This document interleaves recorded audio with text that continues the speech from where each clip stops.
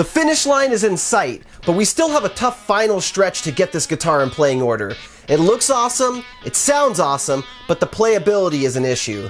That's not going to stop us. We've come too far. Be sure to hit that subscribe button and hit the bell to be notified whenever a new video drops. This is the final part of the Alien Blood Stealth Frankenstrat mini-series. For more than 20 years, I've been obsessed with guitars. From playing them, to working on them, to buying and collecting them, I've built quite the collection of awesome custom guitars. Now, I'm turning my passion into a profession by seeking out old, beat-up guitars and giving them new life, all while trying to make a profit. I'll be searching everywhere for used gear that I can refret, rewire, repaint, whatever it takes to make it a real shredder. This is Trash to Thrash. Hello everybody and welcome back to Trash to Thrash. I'm your host Mark Murray and this is part 5 of the Alien Blood Stealth Frankenstrat mini-series. This is a multi-part series where all week long I've been posting new episodes daily until I completed this guitar. Well, the finish line is in sight, but it's still going to be some hard work to finish this guitar because right when I got the paint job looking great and the electronics working perfectly, I strung it up and the frets are buzzing and causing all sorts of playing issues. So now we must tackle the final boss of this guitar, leveling and crowning the frets. Let's get into it. Alright, at this point the guitar's all put back together, we got the strings on it, and it is looking awesome. I plugged it in, it sounds awesome, but there's a couple issues with the playability. The frets are pretty uneven, there's a couple high spots and low spots here and there, and I contacted the owner of the guitar, Anthony, told him what's going on, and he said, yeah, go ahead, do a fret level and recrown. So that's exactly what we're going to do. I got my neck jig out over here. We're going to pop the neck off, attach it to the neck jig. Then we're going to level the frets using this StewMac fret leveler. It's just a simple file that you run up and down the fretboard and get them all nice and even, but it's going to flatten the frets out. They're not going to have that nice crown shape anymore. So another tool that StewMac makes that's really awesome is the Z file. The Z file is a special type of file that you run across the top of the frets, and it's got diamond grit inside the groove, and it's just an excellent tool for creating a new crown shape. It creates kind of like more of a point, and it's just very simple to use, very efficient with its diamond grit, and it's a proven tool that does the job fast and accurate. In the past, I've always used this older StewMac file, and it's a great file too, but it's not as efficient as the Z file. They look almost exactly the same, but when you look in the grooves themselves, this is more of an old school traditional file, where the Z file has diamond grit and just does the job way more efficiently. You could actually file in both directions, whereas this file, you can only go in one direction, and you have to clean out the threading on it pretty often. So it's not as efficient, but it does do the job pretty good. Another thing about the Z file that's really nice is it comes to a point so that you can't file too low. With this file, if you keep going on the top of a fret after you've leveled them, you could actually reshape it and bring it down to a lower spot. So this one kind of creates a safeguard to make it so that you're not going to lower the fret too low. So this file here is actually going to be doing the work to level the fretboard, whereas these types of files are going to come back and reshape it into the proper shape so that we get a nice accurate point on the top of the fret. After using this leveling file, the frets are going to have a real flat top on them. And that's good for getting them level, but when you go to play the guitar, it's going to make all kinds of buzz because you really want the string and the fret to come in contact with each other as little as possible. If you have a big flat edge, the string is going to sit on that flat edge on the top of the fret, and it's going to create a ton of buzz. These are going to refine that flat edge on the top into like more of a point, where the string is just going to touch the top of the fret and give you nice clear notes.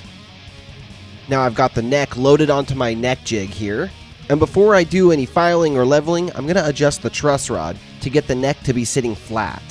When the neck is under tension, it's got a slight bow to it, meaning the middle of the neck, around frets 8 through 10, are going to sit a little bit lower than frets 1 and 21. But when you remove the strings, you remove that tension, meaning those middle frets are now going to sit a little bit higher than the 1st and 21st frets. That's the whole job of the truss rod, to counter the tension that the strings put on the neck, and to keep the neck close to straight. When you adjust the truss rod, you want to do it in small increments and periodically check it with a straight edge that goes across the entire fretboard. Now I can see it's pretty close to perfectly flat, and we're good to level it out. So I'm using this 6-inch StewMac file to go up and down the entire fretboard in long strokes to start to cut down the highest frets and bring them down to the lower frets level. At this point, the frets appear to be flat, Visually, I can see that they all have that flat, ground down look. And to keep the workspace clean, I'll quickly vacuum everything up and get rid of all those metal shavings left over from the frets. To make sure everything truly is level, I'm going to tape up the entire fretboard, and I'll bring you in closer so you can see how ground down all the frets look. While working on this guitar, I had another side project going on, and tomorrow, here on the channel, I'll reveal the making of this project. But I can't wait till tomorrow to show you guys this. Check out this custom painted Sega Genesis I did, complete with alien blood splatter and a green LED for the power indicator. I love this thing, and if you love it as much as I do, it can be yours. It's available right now at GuitarGuts.com, and there's only one available in the entire world, so if you want it, you better hurry up and grab it. I'll have a link in the description of this video if you want to buy it. It comes with all the necessary cables to hook it up, and a pair of Sega wireless controllers. These are so cool, I didn't even know they made these. I'll throw in a standard controller as well, so you don't have to worry about battery life if you're going to be playing alone. Tomorrow, I'll post a video showing the cleaning and modding of this console, so come back tomorrow for yet another part in this series. Next, I'll use a Sharpie to draw a black line across the tops of all of the frets. And now I'll run my StuMac file back over the entire fretboard, and if this fretboard's truly level, the Sharpie marks should wear away evenly. If I end up with Sharpie left over on a couple of the frets, then I know those frets are still low, and that would mean that I would have to keep filing and get everything nice and even. I went over the whole fretboard and I did find a couple spots that still didn't grind evenly, so I'm going to file some more. Then I'll recheck it with my level, and if I need to, I'll do that process again. Now it looks good, so I'm going to draw new Sharpie lines across all the frets again.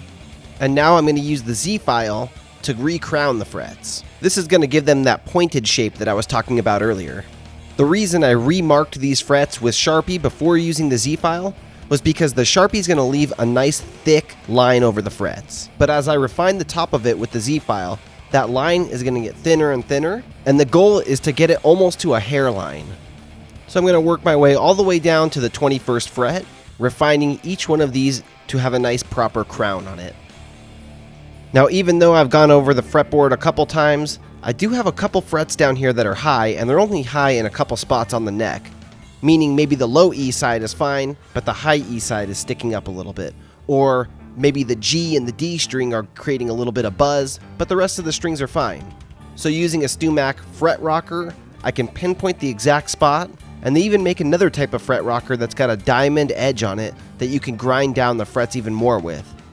A lot of work goes into getting perfectly level frets, and that's the difference between a real good fret job and a cheaper one that you might get on a entry-level guitar. I might be able to get away with setting up the guitar like this if I raise the action up higher, but then if my customer wants lower action or decides to lower it later himself, he's going to run into buzzing issues. This is another StuMac file that I have here that has a nice angle on the edge, and again it has a diamond edge, so you can sand and level the frets easily with the strings on. The reason I like that is because now the neck has tension on it, and this is how the neck's going to sit in the real world. To do spot fixes, I love this thing. But once again, since I've been filing on the frets, they're going to need to be recrowned in these spots. So to do that, I'll remove the strings once again, recrown them with the Z file, then give them a real light sanding with some 600 grit sandpaper. From 600, I usually move up to about 1500 grit, sanding with 800 and 1200 in between there. And then I'll apply a little bit of polish to each one of the frets. Then once again, the Dremel comes into play. Using a real low speed setting, I'll go down the fretboard again, polishing them with the Dremel. This is the final step to refretting or to recrowning a guitar, and this is what's going to give it that mirror finish on the frets, and the strings will just glide across them. I have a full tutorial that I'll link in the description to this video showing step by step how I do this. Now, I already did oil the fretboard a few steps before, but I'm noticing it's still looking a little thirsty. It's a pretty old guitar, so I'm going to use some more lemon oil on this fretboard. I pour a bead down the center of the fretboard and then just brush it in using a small craft brush. And now it's time to install the nut. Using 2 small drops of super glue, I'm going to glue the nut in, and the glue should be applied to the side of the nut where it has contact with the fretboard, not the foot of the nut where it's going to glue onto the neck. I'll use a clamp to hold it into position. Now this guitar's just about done. We have a couple final steps to do, like reattach the neck, restring it, and attach the truss rod cover.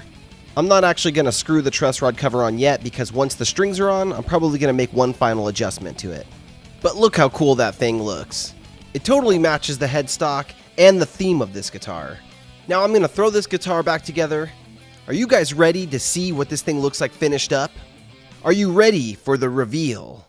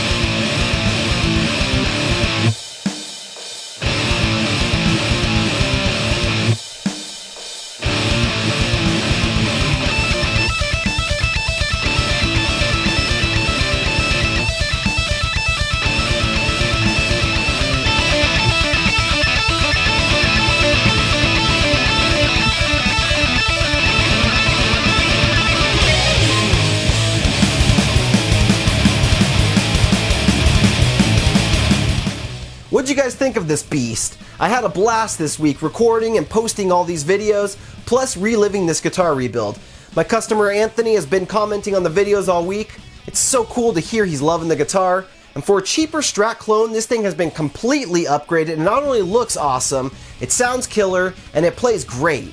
If you want to send your guitar into the GuitarGuts shop for a customization and rebuild, send me an email to mark@guitarguts.com and let me know what your vision is for your guitar.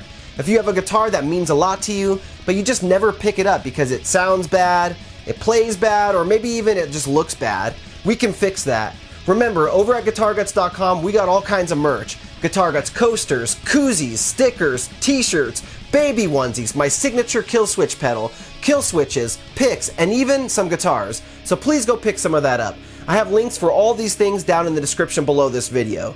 Come back tomorrow morning for yet another video which will be in the same style of Trash to Thrash, where I refinished the Sega Genesis and took an old beat up gaming console and turned it into a beautiful little showpiece. Thanks so much for watching. Rock on, my friends.